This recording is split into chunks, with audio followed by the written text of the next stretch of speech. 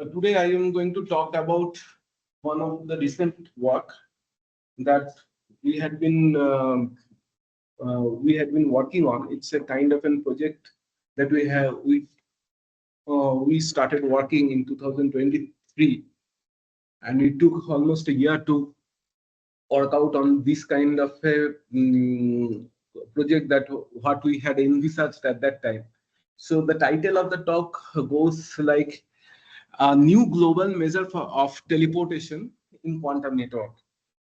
So, and I will be talking about our recent results, and with these results are also available in a published form from this. This is the journal reference that we have. We have recently published this one. So basically, based on the work that we have done, I will talk about this kind of a measure that we are defining for a quantum network in context of teleportation.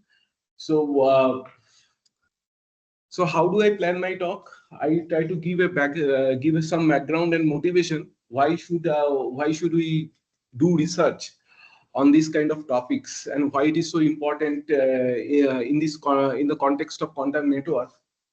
Then we will try to talk about a particular task in a network that we can do, which is called teleportation. We will try to recapitulate few things in context of teleportation before going into the exact work. What we want to recapitulate is that how do I quantify a state that is useful for teleportation?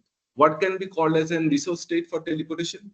And what are the criteria to be called so that a given entangled state will be called for as a resource state of teleportation? What are the criteria for that? Then I will set up the process by which the network is done, and what kind of network I will also speak about. It's a kind of a repeater based network. As you know, in quantum networks there are satellite based networks, and also there are repeater station based ground to ground repeater station based networks. So the context of setting up the background, after background I will talk about what is repeaters and what is entanglement swapping in context of repeaters, and how do we use this concept to define things for the networks. So then we'll come to the main part of our work, which is the average of maximum teleportation fidelity. This is a kind of a new measure or a new concept that we are trying to give for a network to understand a network globally in context of teleportation. And in that context, we have looked through different topologies that can a network can have. And topology is going to have a crucial role in telling you in finding out the average of maximum teleportation fidelity. So for different type of topologies, I have considered network with loops, without loops, and also network with loops. So a network without loops, we have considered branching tree. I will define what is a branching tree, star, and chain networks. And with network with loops, we have considered two situations. One is a ring situation, is a closed ring, and a complete graph. And finally, I will talk about the impact of this work, what we believe that is going to be very impactful. The community has to decide whether it is going to be impactful or not, but we sincerely believe that it is going to be impactful. And what are the different lines along which it can impact, that we will also discuss. So as most of you know, what is a network? Some background on networks. What is a network? Network is a system. I have around 42 slides. So I will, since there are many students, I will try to set things before actually going into the problem, going into the technical details. What is the importance of complex network in our systems to study, why it is important to study complex network, and how do we include the parameters to judge complex networks in quantum networks, and how we can tell about quantum networks from the lens of studying complex networks. So as you know, the networks is a system made up of different connected components. It can be network between different devices, different computers, or it can be a network between people like social media or other kind of and for example, if you want to www, World Wide Web devices, all these are networks, and they are very complicated, complex networks. And the science that deals with the structure and the dynamics of a network is dynamics of complex networks. We call it as a network science. So these are few examples of complex networks. Because our final goal is to, this is only one step, this particular work is one step in understanding the role of topology in a network, but our final goal is to check how the methods behave in case of complex, when we deal with complex network. So as why should we study complex systems like social networks, ecosystem, epidemic spread? These are all examples of complex networks. So what are the importance? What will happen if the network grows? So network, when grows, a group of nodes or subnodes becomes more important, right?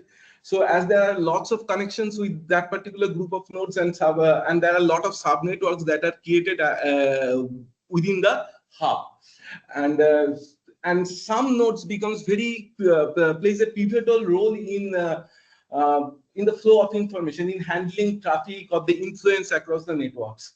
And we basic target is to identify those nodes, because if you in the complex network scenario, if you cut those links between these important nodes, the whole system breaks down. So from the purpose of the security and the information flow, identifying these particular nodes becomes important. And when network grows, there is always a risk of congestion and bottleneck. So, and it also simultaneously becomes very much harder to secure, monitor, and optimize all these parameters, right? So, why topology matters when network grows? The topology matters because topology defines a structure, the way that nodes are arranged, and which shapes the behavior of the network in the long run. It also matters how the efficiency, how the quickly the information flows, or the information or resources can flow through a network. That is why the topology matters, because it depends on the average path length of the network. So all these things comes into play. So another very interesting concept in case of a network, the robustness of a network. So how the topologies are resistant to attacks. How one topology is better than the other if we remove some nodes from the network, or if the one link becomes malignant or corrupted. So there are a couple of parameters that affects that are there in the networks, and it is important to study in the networks. One, we can classify these two type of parameters. One is local parameter. Local parameter includes degree, clustering coefficients, and centrality, all these kinds of. So if you can take as an example, if you can take centrality, there is something called delta centrality. So if you know if a network is performing with respect, if there is a node in a network, and the network is performing with the node in some amount of task, in some tasks, and then if you in the second situation, if you remove that node from the network, how the performance, this difference gives you the delta centrality of a network. To give you an example of the delta centrality of a network. Then it will be too generic. It's not understandable what is the usefulness or anything here. So whatever you are saying, but can you have some basic example in the mind that tell us the examples so that we can relate what you are saying? So, yes, I'm coming to that. I'm coming to the example in this particular context, but I'm just giving the definitions are not here, so it's just words. So definition I have not given, but I can give you the definitions. In the slides, I have not given the definition, but I'm just trying to give you the perspective of what are the parameters that are influencing the network. So one of the global parameters are average path length. I'm coming to this all this, but let us give me this importance of global parameters. So one of them, to give you the global parameters, gives you the holistic view of the network, efficiency, and robustness, as well as the scalability of the network, right? So now the question is, do global parameter matter in quantum network? How do I define a global parameter in a quantum network? And what are the, when I say a global parameter in a quantum network, then that can be that parameter has to be essentially quantum, and there has to be measure which is quantum. There can be two. I am defining a parameter with respect to a task which has to be essentially quantum, and the measure that I will define, it has to be essentially quantum. Then only I. So I didn't define quantum network, but quantum networks are the networks with nodes, entanglement based networks. If you have two different nodes, they are connected by an entangle. I will call that entangle to be an edge of the network, or any kind of a link between the network. Can I think of like quantum network as something whose nodes are quantum? No, I think that nodes are the parties. So nodes are the parties, and they are represented by a quantum state. The edge is represented by a quantum state. The edge is represented by a quantum state, right? Yeah, that is why, like in the beginning, when you said like all sort of complex things, they are not relevant here because you are just thinking that the edge is a quantum state. No, they will be relevant. What I am saying, that complex network, why these quantities will be relevant, I am coming to that. They will be relevant because when I am defining a repeater, if you take a repeater network, the quantum network was also defined before going to like other intricate things. Like repeater network, before that I need to know what is quantum network. Right. So I think here we are talking about these quantum networks, which are basically repeater-based networks, right? So you are. So have I right? Graph, and edges of the graphs are some quantum states, and you will call this thing as quantum network. Yes. Yes. And bipartite state, bipartite 2-qubit entangled state. Yeah. But there are only two nodes. Two nodes. Now, if you have 1 to 2, then 2 to 3, 2 to 3 will share an entangled state. It is not like row 1 to 3 is there. Yeah, so every state is at most a bipartite. At most a bipartite state. And so that will be network, and you will not define what is meaning. What do you want to do with that? Now, yes, I will define. I will come to the global parameter of this. So let us pick up one such task that we can do in a network, which is called teleportation, and fidelity is one such measure that we want to implement over here. As I said, the motivation is to define a global parameter in a quantum network to understand the network's capability in distributed tasks like teleportation. Our aim is to characterize the resourcefulness of this entanglement-based repeater network in terms of its quantum advantage. When I say a network is advantage, there is a quantum advantage in a network. What does it mean?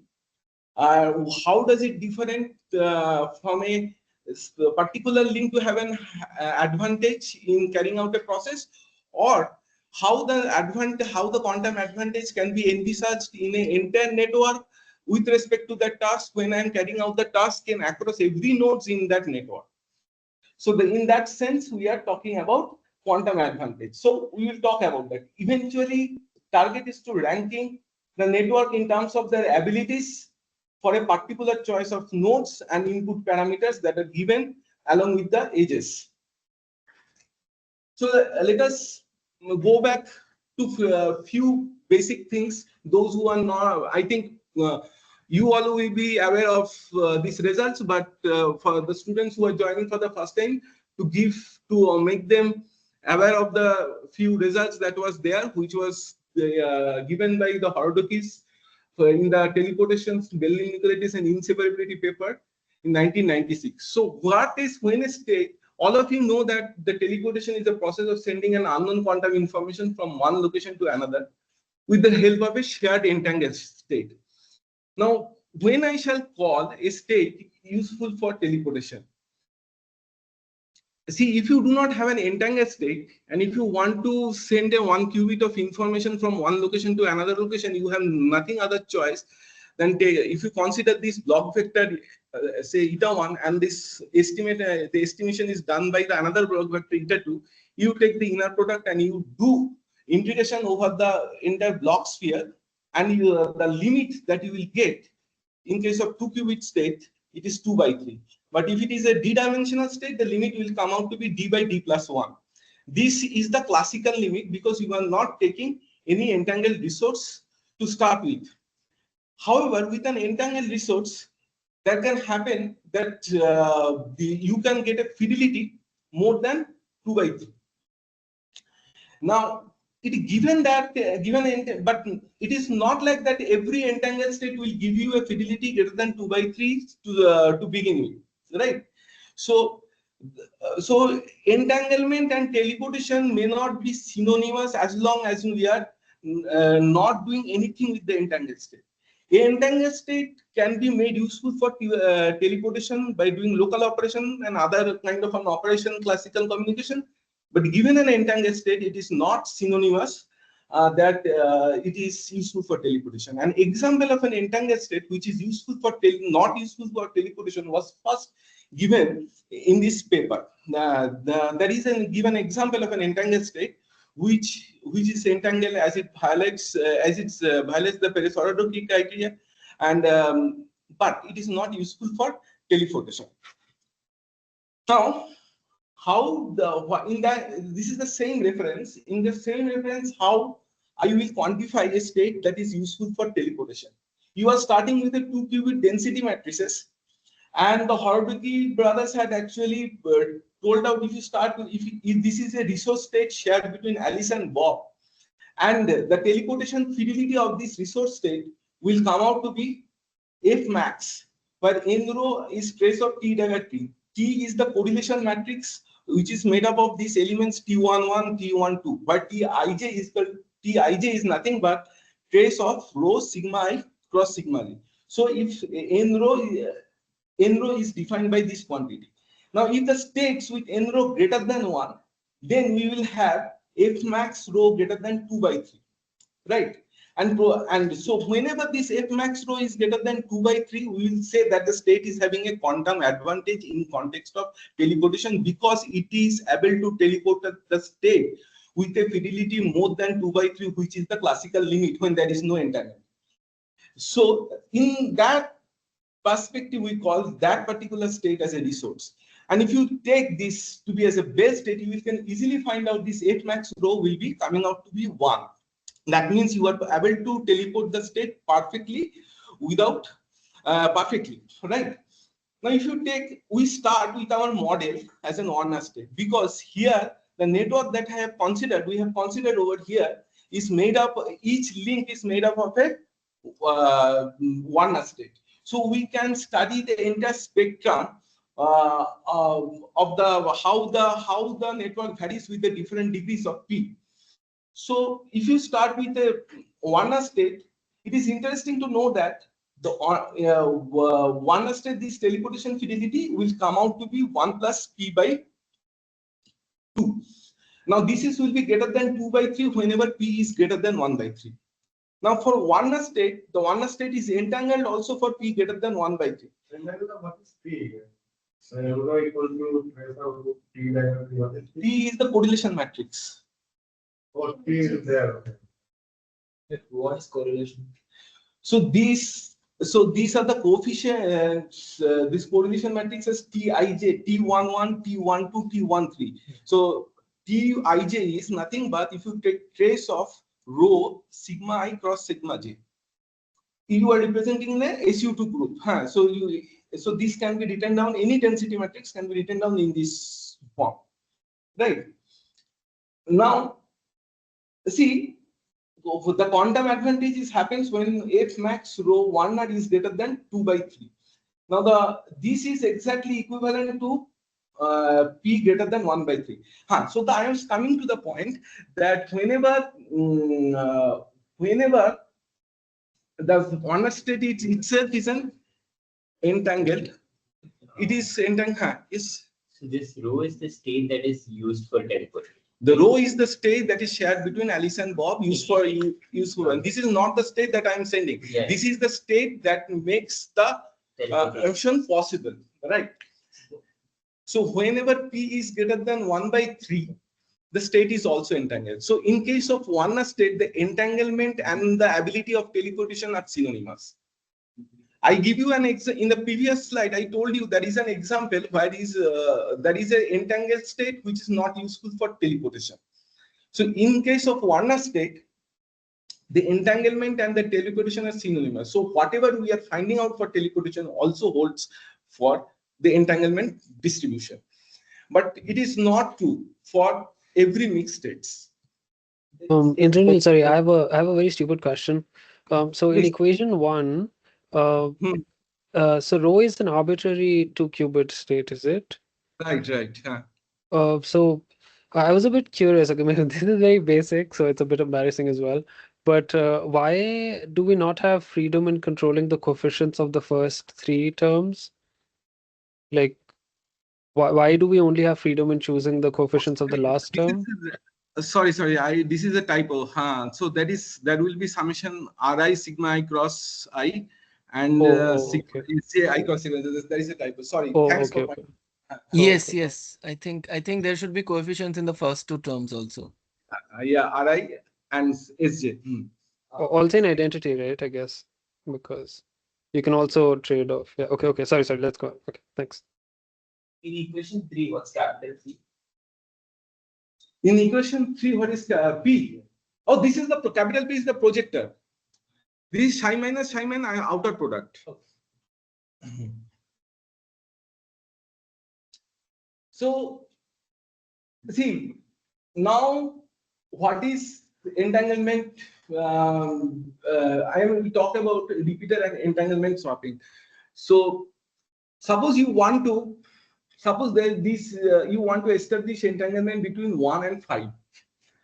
Initially, this is your source. 1 is your source and 5 is your target. You want to establish a link between 1 and 5. So what you are doing, we have to do intermediate swapping at these repeater stations R1, R2, and R3.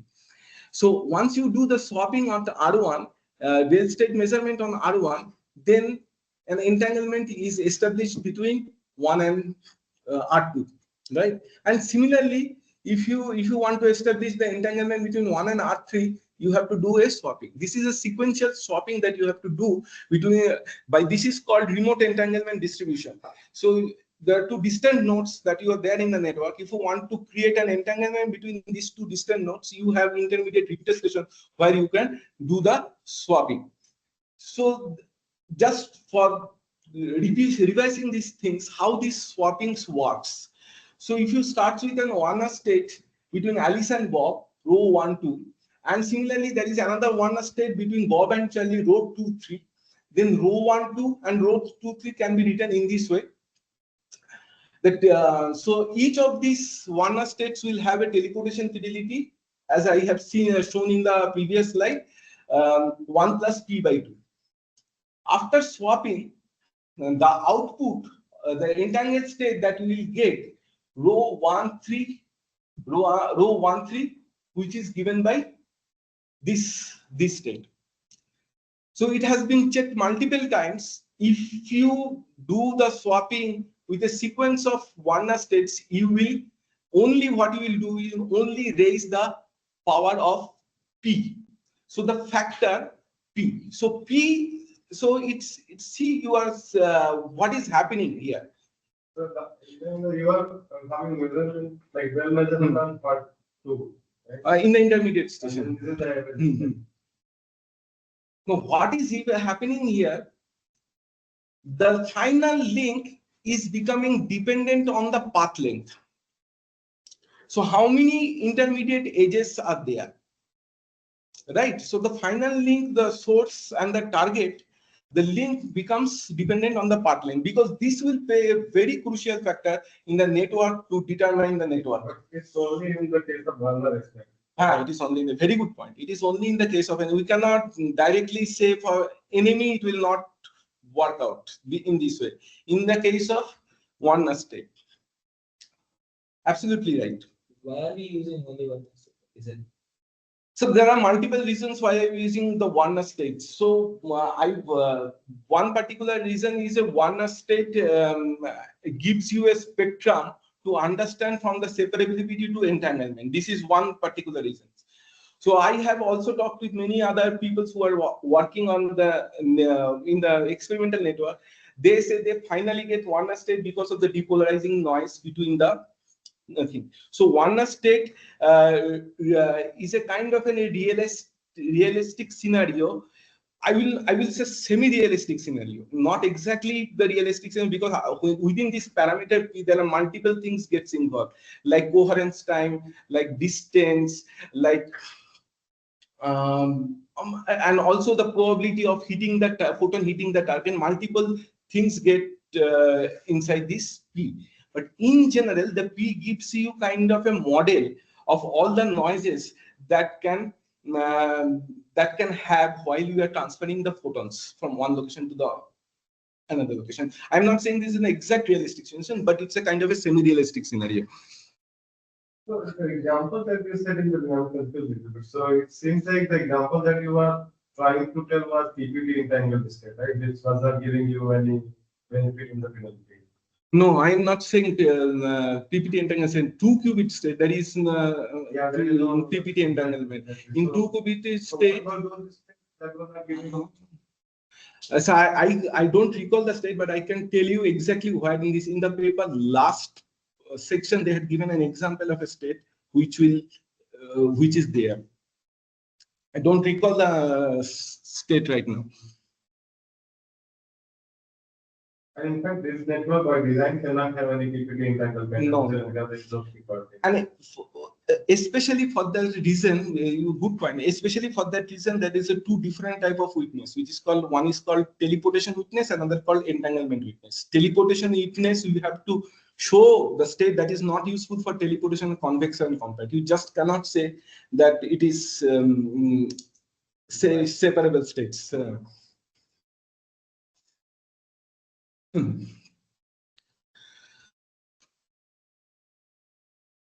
Now, okay. Now here you can see this after kth swapping, the final state between the final one state will be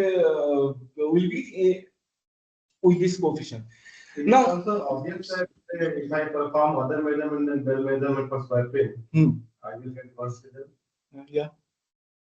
If you perform other measurement, you'll get worse result. Acha. Sorry, yes, can I also, since we already paused, in the previous slide, Indranil, you had a footnote saying that there can be multiple options. What did you mean by that? Can you explain a bit? I'm coming to this. Why I have there can be multiple options. So see why I am saying there can be, because I didn't put. I think I am sorry that I didn't put a footnote right in the right position, but I'm coming to the context of why can be a multiple options. Suppose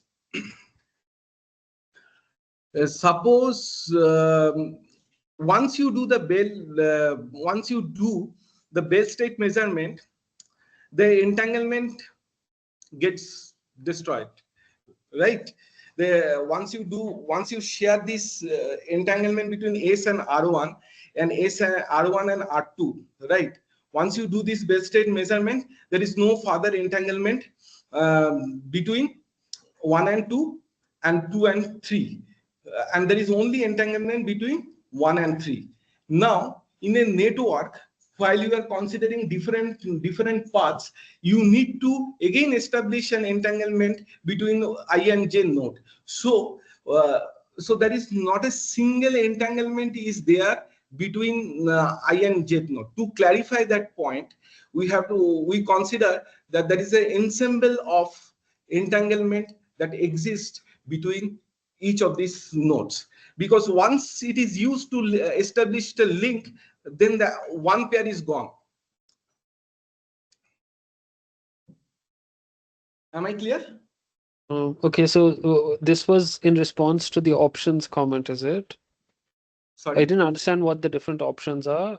Like, what did you mean by options? Is that what you were clarifying? I'm sorry, I think I got a bit lost. Huh. Yeah, that can, you can see that there will different options will come whenever we will consider a star network or or you say a branching tree network, because if I have to go through the swapping of the say for example, if I want to go to Oh, I I2, see. you have an intermediate node K, and that intermediate node K will undergo different times swapping. So you need to have all set of ensemble of entangled state between the I and K, so that you can do several base state measurements over there.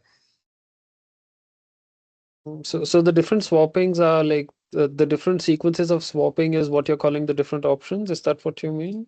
So yes. Okay, okay. And we should have. But since all are under states, it will not matter. Right? If you imagine all are under states, you are applying the measurements, so I think it's different. You know, what I'm saying that the entanglement is lost. Also, is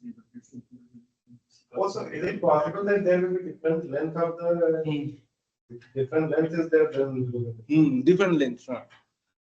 Now I will come to the concept of average of maximum teleportation. May I drink some water? This is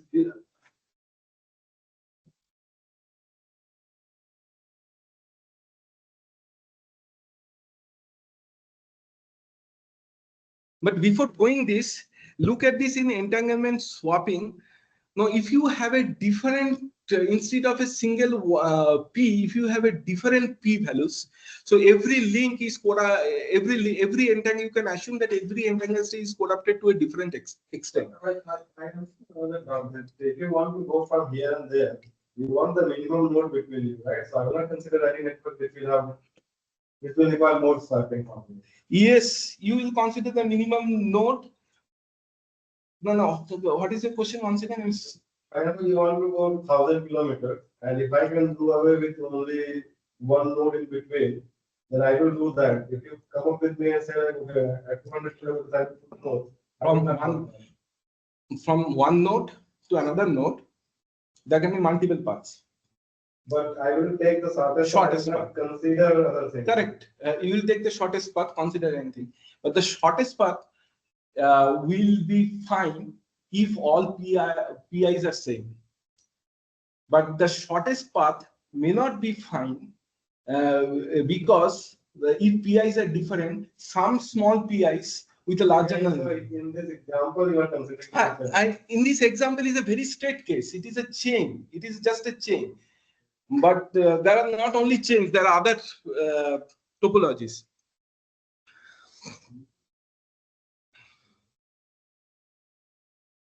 So, yeah. So, if you in a network, there is a particular path P, and you want to establish a link between a particular source and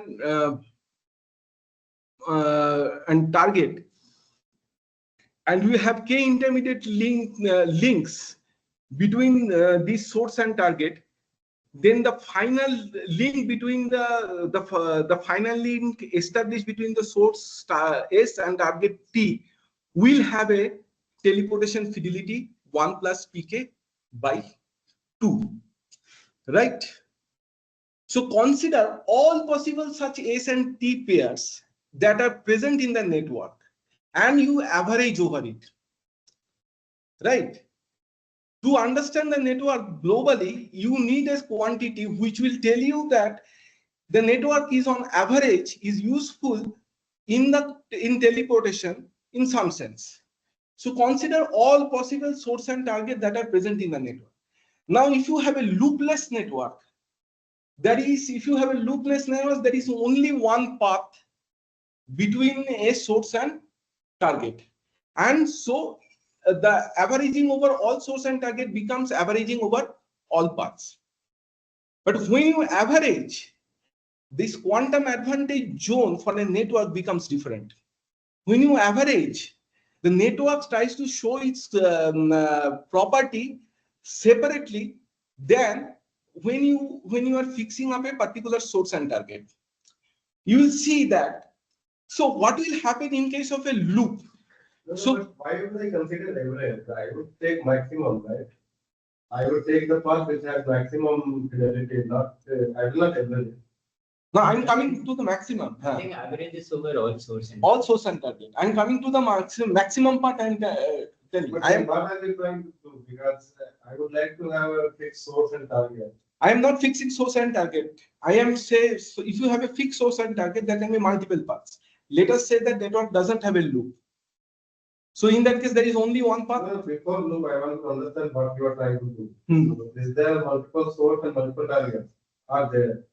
No, for a single source and target, the shortest path is the best. Yes. Now we are trying to come up with some sort of No, notion. for a single source and in loopless network, I didn't understand your question. What are you trying to? So I have a network where there is a target node and where there is a source node. Hmm. I want to maximize the separation or the fidelity between source and target. Hmm. And if I'm saving Werner state like that, then I will take the shortest path. There is only one path, isn't it? Because it's loopless. So It is between a very- any source and target, there's exactly one path in that setting. So your question, I think, will make sense in the loop setting, not in the loopless setting. Exactly. That's why. If they are loop, then how? I mean, there should be some guarantee that essentially are connected, right? If I have loop in between, then essentially are not even connected. No. I mean, the moment you have more than two paths between a source and a target, it will form a loop, right? From a loop. Otherwise, how can you get a short? What is loop? How is it closed loop? No, loop can be anything. Loop is between S and T. There are multiple paths. What Atul is saying. That is loop. Oh, so I can loop around 2 to 3, for example, then 3 to 4, 4 to 2, and then 2 to 3. Why would I do that? No, it's not a question of why you're doing it, Uttam. It's all that is being said is that if there are two vertices, and if you're in a loopless setting, there will be only one path. Okay, because if you have two paths, then it makes a loop, right? So you can go from S to T and then back T to S using a different path. So this forms a loop. So being loopless means there's exactly one path, which means that your question about optimizing over paths is not sensible once you've fixed S and T, because there's only one path. So now what I guess Indranil is trying to do is to optimize over all possible paths, which is essentially equivalent to optimizing over all possible sources and targets, which gives you on an average an estimate of how good the network is at whatever property you're studying. Is that That's correct, fine. Indranil? What you are trying to do. Okay, so if I am designing network for achieving some entanglement between source and target, I will not design what you are saying. No, so in a network, why do I find a global measure for a network? I am trying to see that. No, that is later. So I just want to understand why who designed the network. Is it given to you or It's given to me. That is a network. Now I want to see whether that network is useful for teleportation between any source and target or not. On average. Okay, so network is given to you. It's not you are constructing a network. Yeah, That like is think there. of it as you're going to buy a network. So you have many options. Which one would you buy, right? You would, and you don't know the use case in advance, right? Like you may want to use different nodes for different things. So you want some kind of a global parameter to estimate how good a network is. I think, is that correct, Indranil? Is Yes. that? That makes sense if you are in an adversarial kind of setting that somebody is trying to pull out of you. But I understand if you give me like a network, then I have to like analyze whatever possible.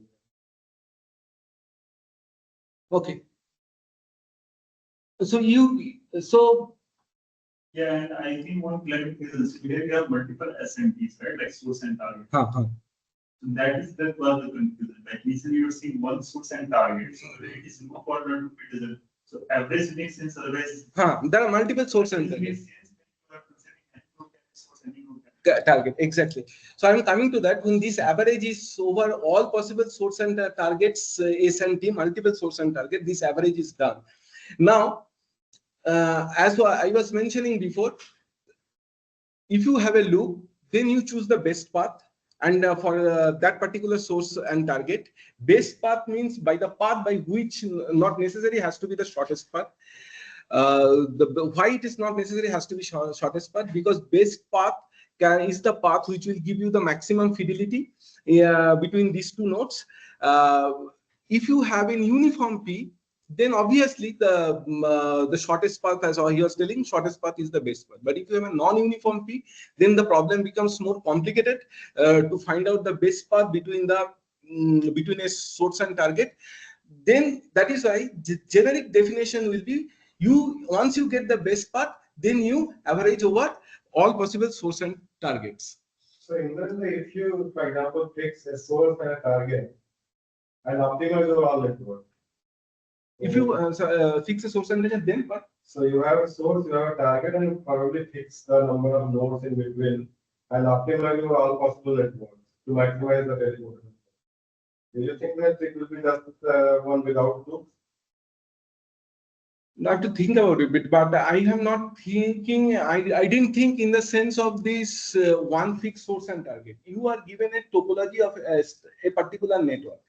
How that network, if I want to do communication, what you were saying, communication from every location to every location, how the network will perform, that was my objective. It is bothering me because, so for example, if I want to design, if I want to establish some, say, entanglement or something for teleportation, then theoretically I would like to optimize over all possible networks to give me the maximum teleportation fidelity, and I will ignore everything else.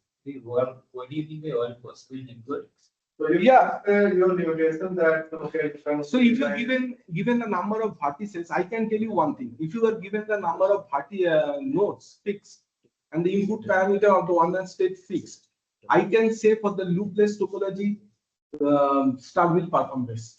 Star. Star. Because the reason it is performing best, the maximum path length the star can reach is 2, but chain up to n-1. Right? So star will have path length 2, so the p square term, the highest power p term will be there, p square. So what if you should have But it? I mean, like, it's like center energy is connected. Spider. But you cannot achieve long distances there, right? That if you include distance, there is a concept. But ideal scenario, the given number of nodes, if you include distance, even traffic. Fix the even for blue actually. So there are reasons. Like, let's say if you are considering sailing in which your node can vanish with certain probability, right? So in large network, which star is that? Because if your center node vanishes, then there is never possibility, and then you go to some other. Correct. So there are different aspects that we could talk in network. This is just one aspect that you're looking at, which is, I mean, he is defining. So you are just looking at one particular thing. That is why I'm trying to understand what is you are trying to achieve, so that I can ask better questions.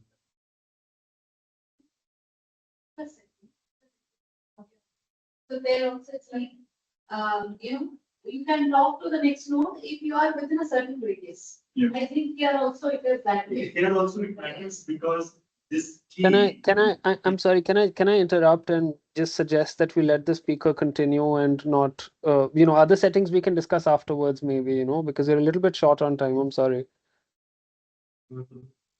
Yeah, so this is how the entanglement swapping is happening in chain, in star, and in a branching tree network. I'm coming to the branching tree network. What is there? If you see this red, the red nodes are where we are doing the swapping to create between entanglement between 1 and 5. Similarly, if you want to communicate, suppose you want to communicate from 1 to 5th node, right? You want to teleport from 1 to 5th node. So what you need to establish an entanglement between 1 and 5 through the swapping. Similarly, if you want to communicate 1 to 3, you just need to do a swapping at 2. If you just want to communicate to 1 to 4, you need to do swapping at 2 and 3. But if you want, so everybody is trying to communicate with everyone. So if you are trying to communicate 2 to 5, then you need to do swapping at 3 and 4 to establish link between 2 to 5. That is why I said at the beginning there are multi-ensemble of states that are present over between each nodes. So if you want to communicate, so you establish a link between them by doing the intermediate node swapping. Similarly, in the star, what is happening? If the star wants to communicate the two wants to communicate with 1 to 4, then then they can directly communicate because there is a link. But if 4 wants to communicate with 3, they have to do entanglement swapping at 2. For 5 wants to communicate with 6, they have to do entanglement swapping at 2. So 2 is the one giant repeater node that is happening in case of star. So we have considered 3 different cases here. Scenario A, where all one states, no maximally entangled state are there, or all the links are one states, where 0 less than p less than equal to less than 1. Scenario B is the case there are m number of maximally entangled state. You will see that number of maximally entangled state is not only will improve the situation, but the position of the maximally entangled state in a network will improve the situation, and it will depend on position of the maximally entangled. I will give you an example. In a network, if you put the maximally entangled state in the end, then there is a different fidelity will come. While if you put the maximally entangled state in the middle of a chain, then there will be different fidelity will come. So the maximally entangled positioning of the maximally entangled state is very, very crucial in the context of network. And the scenario C, when these PIs are randomly sampled from uniform distributions. So the PIs are taken from uniform distribution and see how the network behaves. 0 to 1. If you take the PIs from 0 to 1, uniformly you are picking up from this. So in a star networks, with what is the how you get this average of this fidelity? The fidelity will be given by F max and average N and P will be given by LC1, F1, LC2, NC2. So total number of paths present in the network is LC2. So if you can see, possibility of selecting 2 nodes out of n nodes is NC2 ways you can select that n node. And total number of possibility of selecting one path length. How many possibilities of selecting one path length? Because n minus nodes are connected to the central node, selecting out n minus nodes can be done in n minus 1 C1 ways. So teleportation fidelity contribution coming because of the path length 1 is n minus 1 C1 1 plus p by 2, because since it is a path length 1, p's power is just 1. Similarly, if you are selecting path length 2s, there are n minus 1 node that are connected to the central node. How will you select these 2 nodes? Because you are connecting path lengths to so how many 2s you can select out of n minus 1? N minus 1 C2 ways. In super Werner state, we have this instance, right? Less than P. Okay, so if you take that P half there or something, and that will bound. So what is N? Because N has to be bounded, right? I cannot go on hopping around. Depending on P, there will be bound on the number of N I can have. Which bound you are saying? No, like any, like the number of nodes which you can hop around, or like it's repeater based, will be finite. It cannot be infinite. No, it cannot be infinite. Yeah, it will be finite. It will depend on P. But you are allowing P to be between 0 to 1, but P less than half are all useless. So here also you will find that it is P less than half, it will not get any global advantage on this. I mean, you won't get any advantage. Right.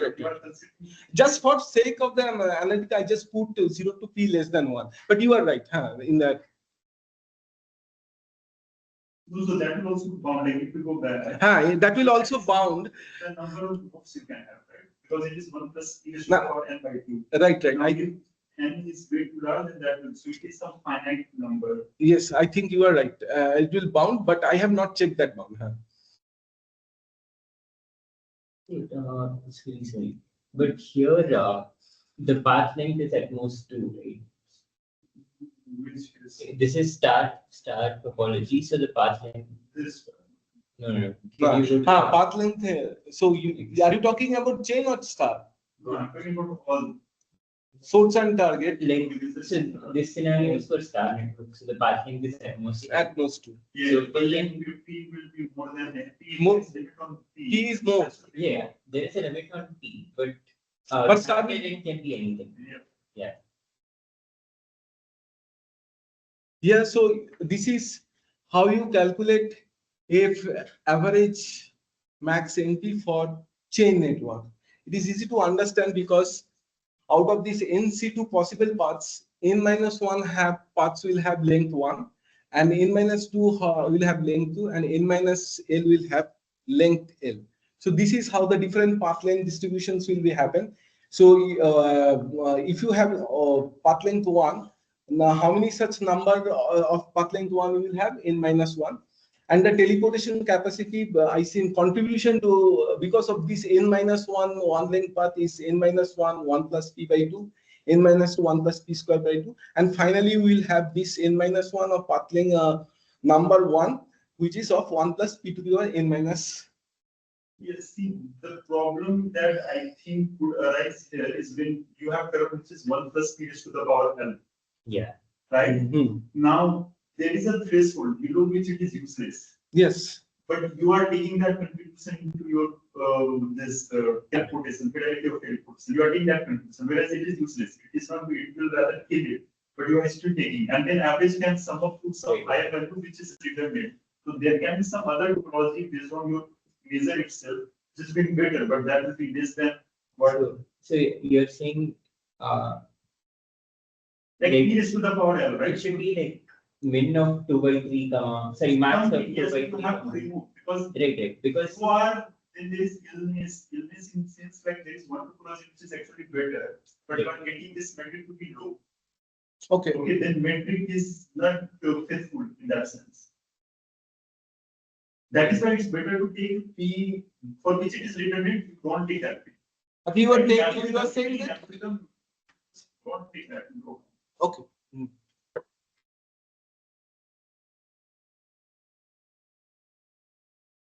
And this is what in our recent work that I have seen to we have discussed like this thing. So usually network people ignore this factor, but that has to be taken. Okay. So in case of a flower network, how this is flower network is happening. So if you remove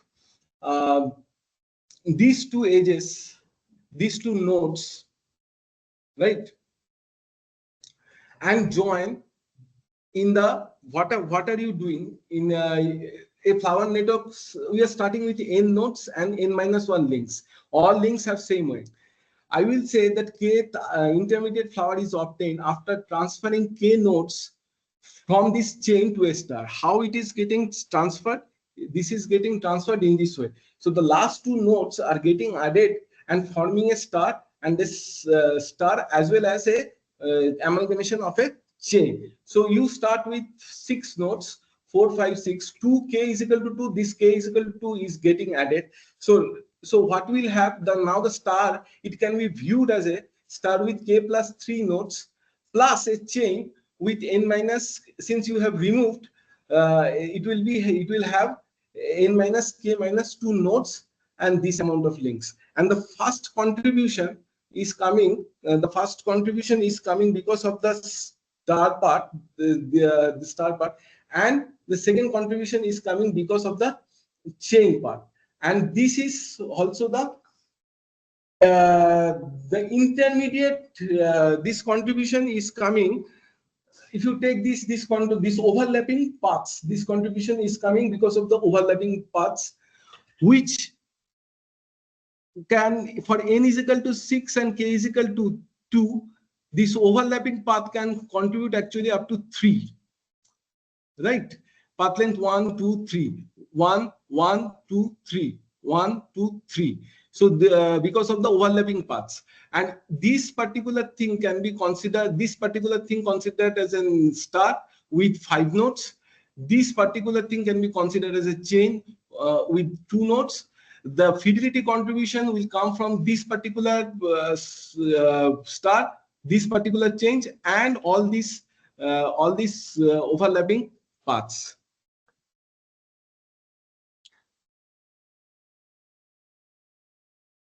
So in case of a star network, the positioning of the maximally entangled state,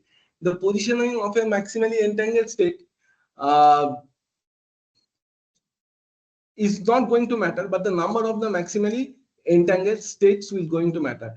So this is the average fidelity formula with m number of maximally entangled states that can come out for star.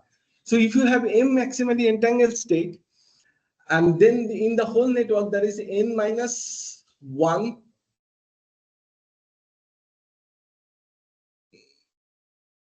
n minus 1 minus m without maximally entangled state.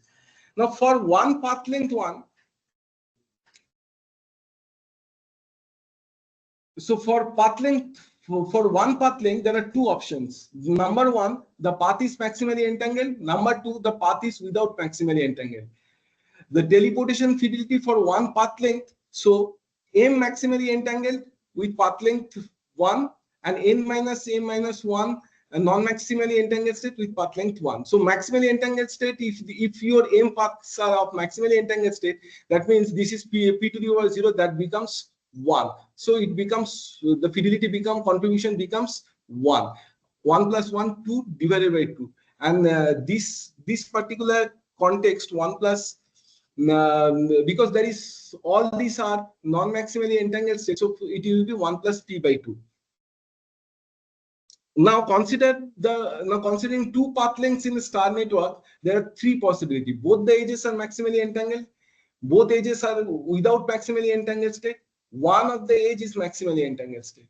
The possibility of selecting 2 out of m maximally entangled state will give you this MC2 cases, and this will be MC2 1 plus P0 by 2, because all these m's are both are maximally entangled state. So that will be, there is no p. So all p value will be equal to 1. So that's why it is p to the power 0, 1 plus 1 by 2. Similarly, if both edges are without maximally entangled state, the possibility of selecting 2 out of n minus 1, maximally, the possibility of selecting 2 without maximally entangled state is n minus 1 C2, and the teleportation fidelity becomes n minus 1 C2 1 plus p squared 2, because both the edges are not maximally entangled. So p will remain intact. If it is a maximally entangled, then p becomes equal to 1. The possibility of selecting 2 links out of which one is maximally entangled state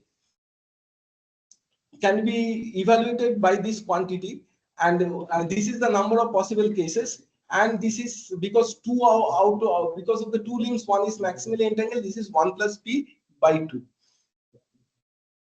So a chain network, n nodes and n minus n1 is linked. This particular problem, we can find out the average fidelity in this context.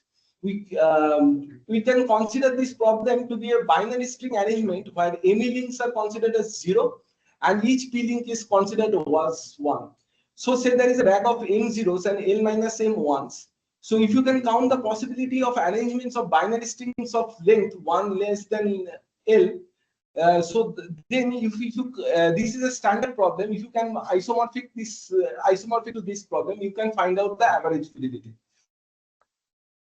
And this is very complicated, the flower network, but we'll discuss sometimes on how this fidelity for this flower network, Cape flower network, can be calculated.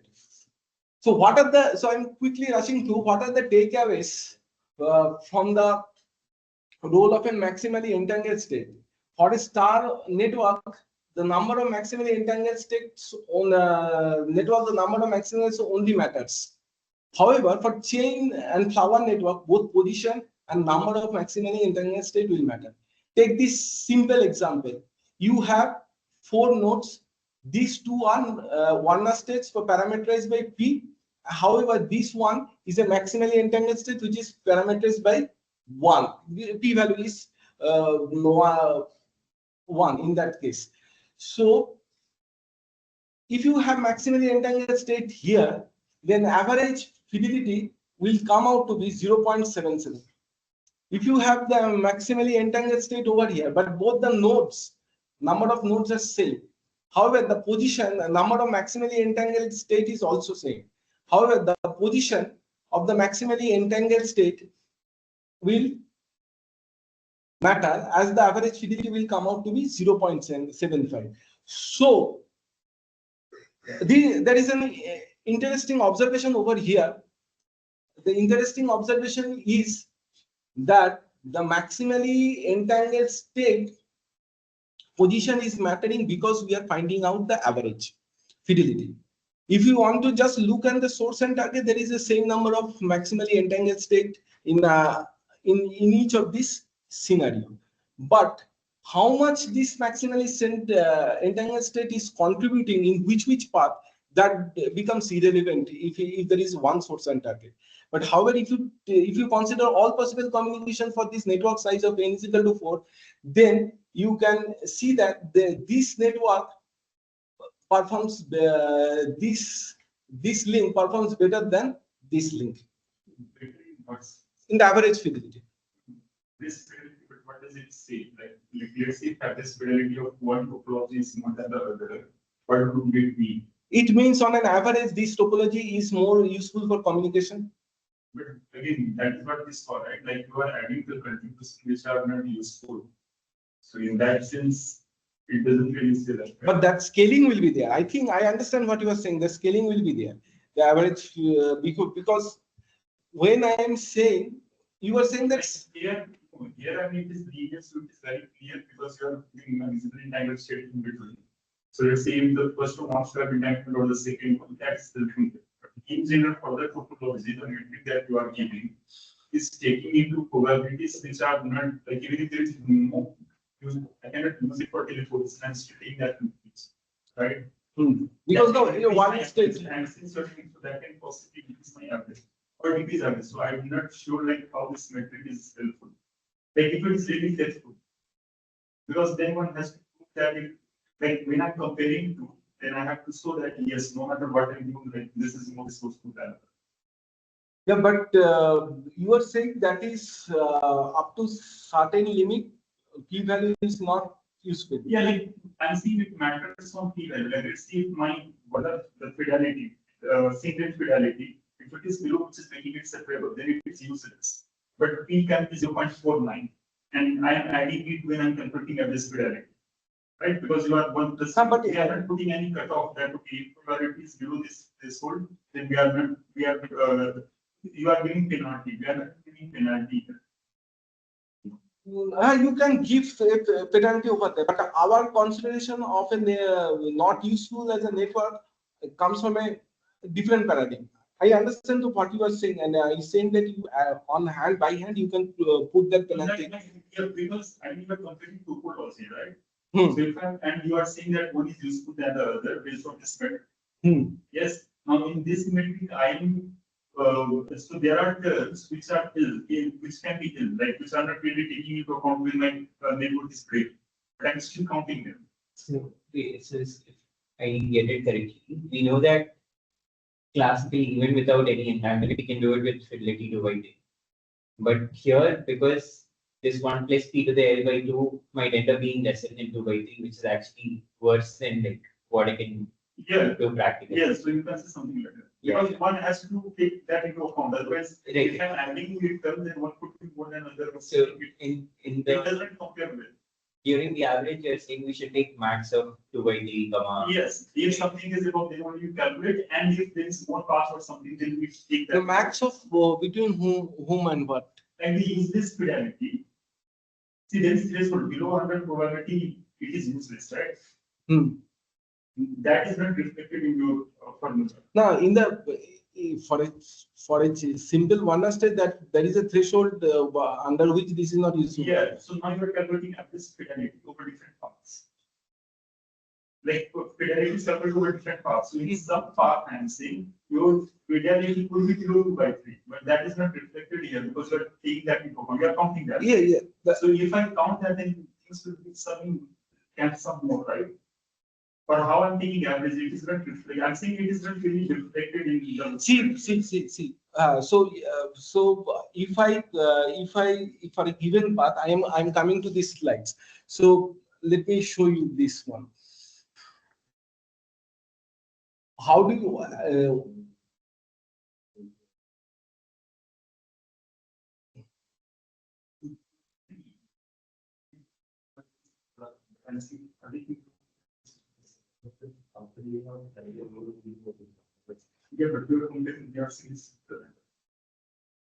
see?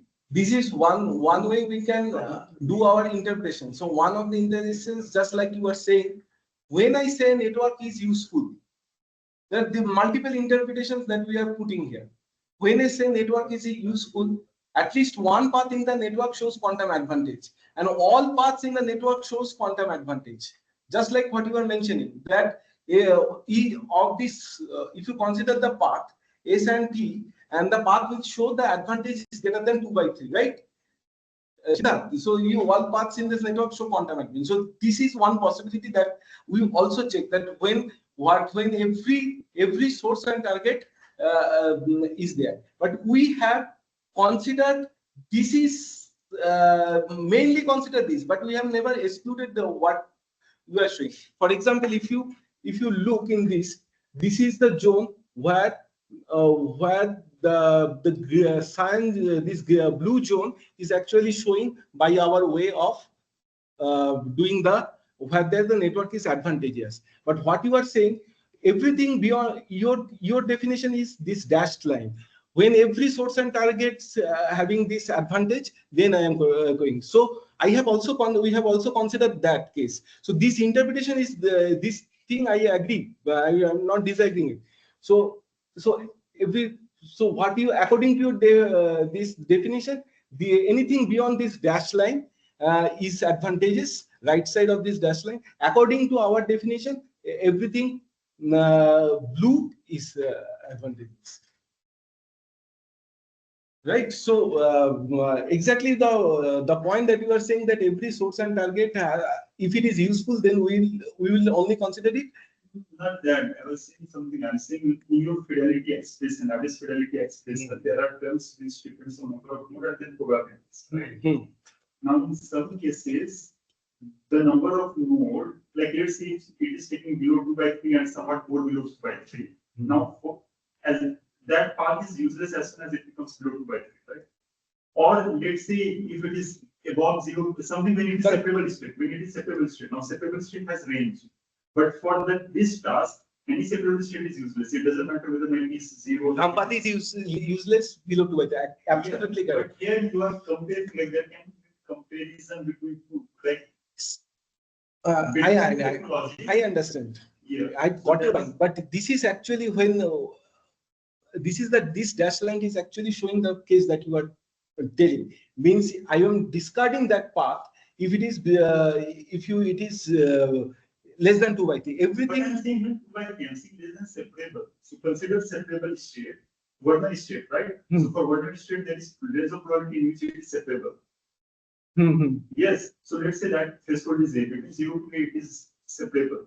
Now here we are taking into account even if my parameter is below A, how much below A, then it is comparing that, okay, one is better than the other. But I'm saying all are useless because it is below A. It is separable state. There is no entanglement here. So is it not 2/3? I'm saying so, but we are taking because we are adding these terms, right? In average fidelity, there are these terms being added, and that is leading to the comparison in which I'm saying could be giving us misleading remark for certain topologies. But when you compare topologies where you get more than 2/3. No, everyone. Then it right.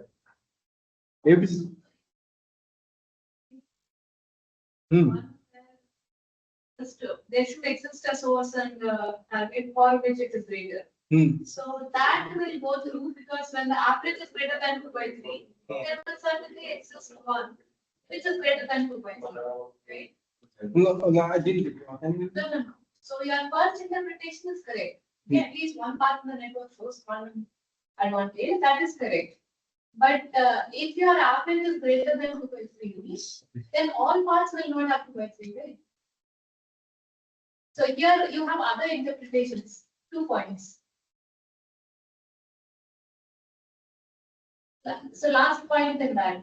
Right? There are other interpretations, right? Right. So in that the first is correct. The second, I think there is an issue. All parts will not show quantum advantage if average is greater. No. So now what I am not showing, I am saying that we can define the quantum advantage in different ways. This is one way one can say that this particular every path is showing the quantum advantage. Not then in that case the fidelity can be more. Of course it will be more, but some people can define.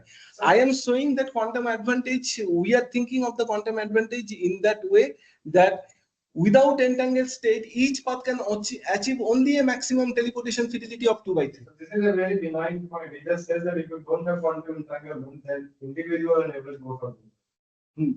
It has nothing to do with quantum advantage.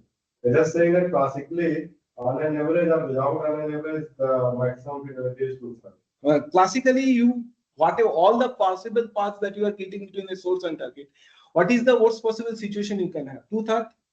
Yeah, that's possible. It's going to 2/3 and then average is So on average it will be 2/3. Yeah. So if a network average, it is 2/3. If you can think this to be as a quantum advantage, because we define network average in that way.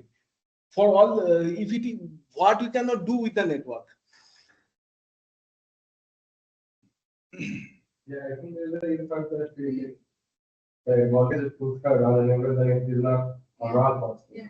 But that is different. So in these are the some how much time you have? About 15 minutes.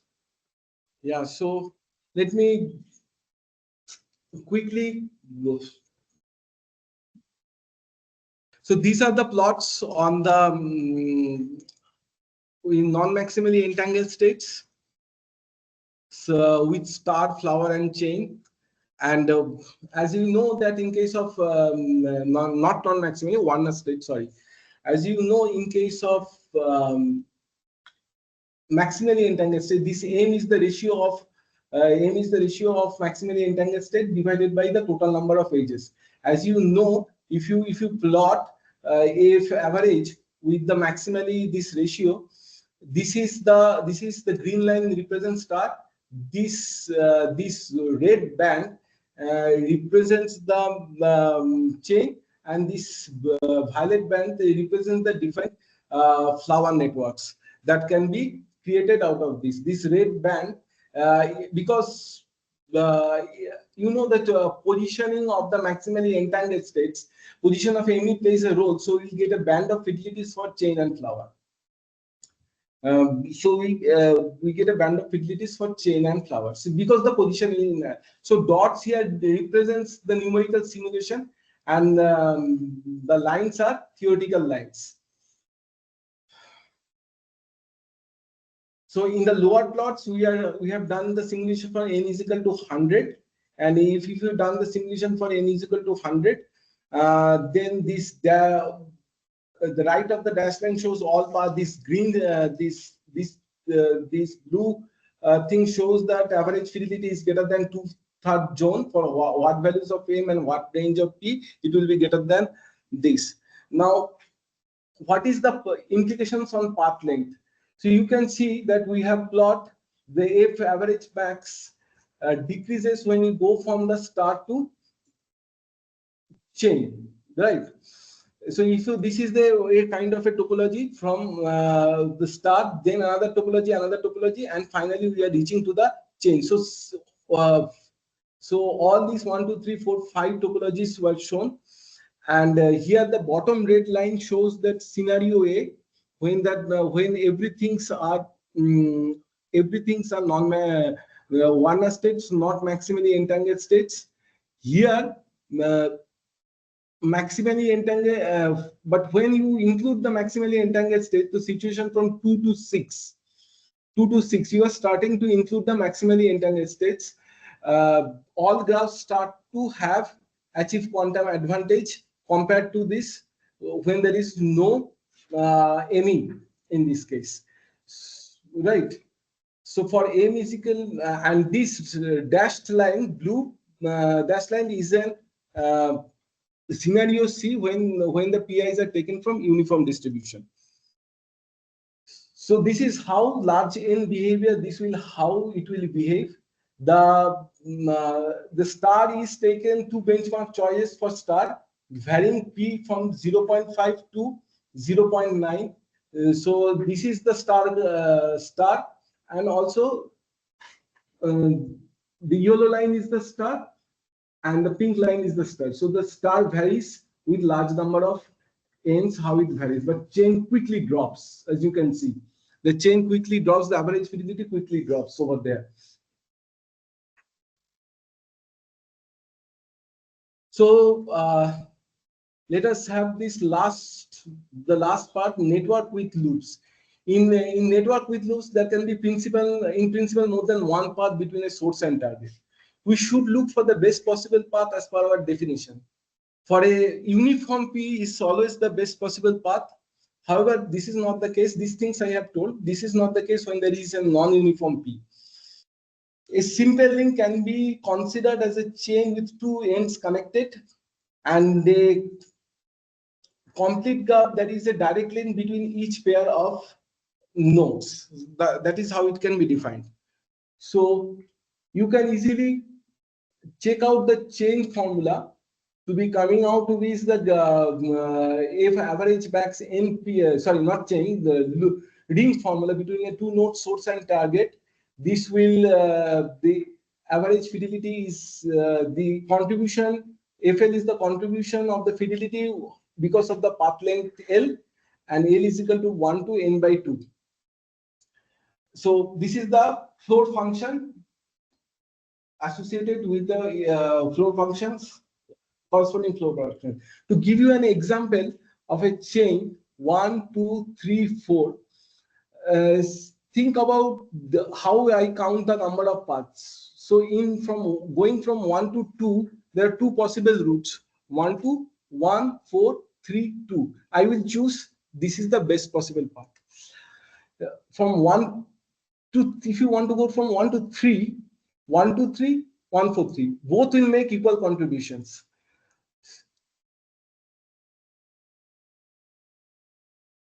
Sorry, here it will be 1 to 4. Sorry, here it will be 1 to 4. There will be 1 to 4, and 2 to 3, 2 to 3. Because in case of 2 to 3, there are two paths. I will only take the best possible path, which is 2 to 3. Here is your 2. Here is your 3. That can be, if you can reach 2 to 3 by in this way also. If you can reach 2 to 3 by in this way also. So 2 to 3, this is the best possible path. So how many such paths are coming out? There are 4 paths of length 1. 1, 2, 3, 4, and 4 paths of length 2. 1, 2, 3, 4. So for each for each pair of S and T, there will be k length path, and there is also an n minus k length path. We will choose which one is the shortest. And for n is equal to 4, this will come out to be 66 by 96. And you can simply see for complete graph, this is very simple. If P since P square is less than P, for every S and T, it contributes 1 plus P by 2. So on average, it will contribute 1 plus P by 2. So for the same number of nodes, the complete graph will give much higher fidelities, 0.75. Now, try to see this comparison between the scenario C and the scenario A when P is equal to half. Right? In scenario C, when you are averaging over all the uniform distributions, random samples that you are drawn from the all uniform distribution, it will average when pi is equal to 0.5. So in that case, in case of loopless topology, these averages will be same, because this is actually correspond to a situation p is equal to half. These averages will be actually same. However, for ring and complete graph, this will not be same. Why?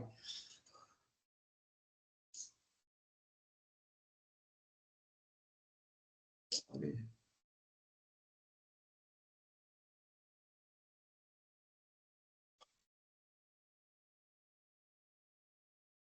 For loopless topologies, both scenario and C will lead to the same numbers, because the average is the uniform distribution is 0.5. However, for the ring and complete graph, we calculate the maximum fidelity for every SNT pair and then calculate the average over different possible on SNT. These two do not communicate. See, if you take this example of n is equal to 3, if you try to calculate the average of varying different choice of P1, P2, P3, actually what you are finding out, for n is equal to 3, the ring and complete graph both are same. So what you are finding out, you are calculating this integration dp and taking this maximum of 1 plus p1 by 2 and 1 plus p2 by 3. Which one will be the maximum? If you calculate this integral, this will come out to be 7 by 9, which is larger than the average that you can get from any uniform. If you put directly p is equal to 1 by 3. So what I think, what are the takeaways from this? We can define a global metric across a quantum network. So teleportation ability across a quantum network could be modeled just simply easily by counting the path lengths in the graph, right? The quantum advantage of a network for distributed teleportation is different from the quantum advantage of a state. Helps in somewhat ranking in the best network for teleportation for a given number of n and p. So this is the motivation. This is the model that we have considered, and these are the different types of scenarios. We starting with the quantum network, and this is we are finding the whole model is based on the repeater-based technology. And the comparison is done across all the loopless and loops, obtaining identical closed expressions for these measures. So these are my collaborators, and finally, thanks.